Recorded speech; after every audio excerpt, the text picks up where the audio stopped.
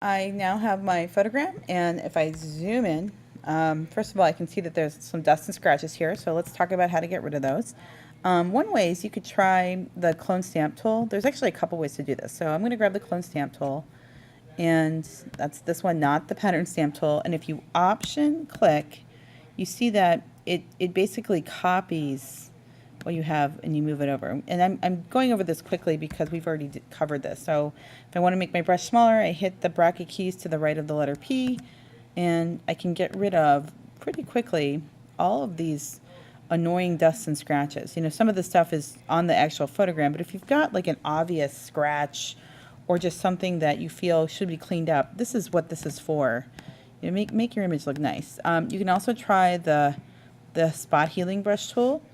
And that works similarly, but you don't have to option click. The problem is it kind of samples all the pixels around. So like right here, I don't like what it did because it sort of ignored the edge there. But if I just kind of grab what I have, so for example, right here, if I just click, it does a pretty good job too. So, you know, you find the right thing for you. So let's just assume I fixed this up. I clearly need to spend more time on this. I'm being a little lazy just because I want to move on.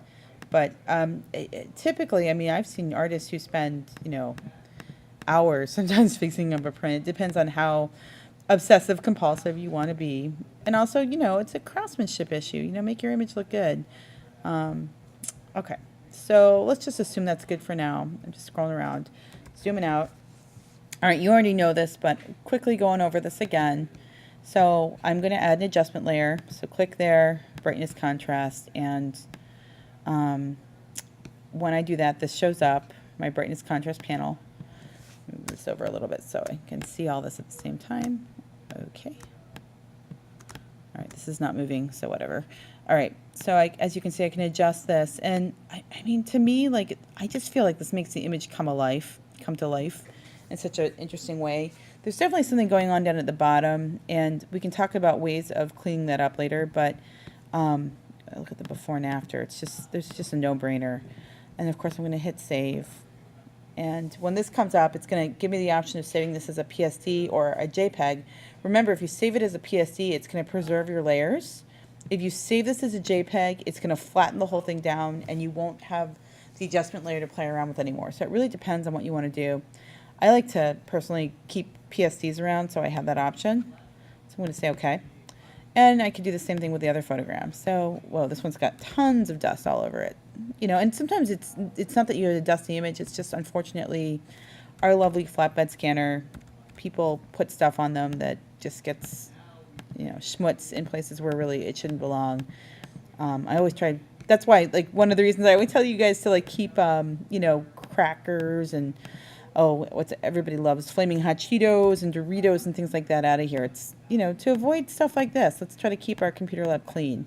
That's part of the reason why I asked you to do that. But this is just quickly and easily cleaning up all these dust and scratches. Looks so much better without them.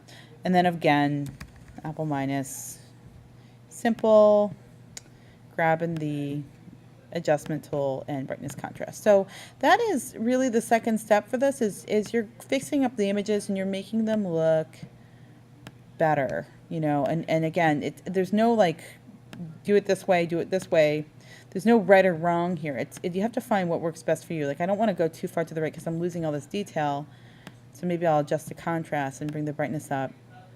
So what I did for the first image might not apply to the second image, but I like to go back and forth. I actually think I like that better without an adjustment layer.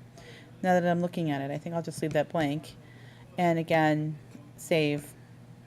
And again, it's going to save it as a PSD automatically because it has layers. So hit save. And in the next video, I'm going to show you how to start to put this together as a mandala. So, yeah. For that one, just so you guys know, in case you're wondering where do I go next, when you come over here, there's going to be a template for you to download, and I'll walk you through what to do with that.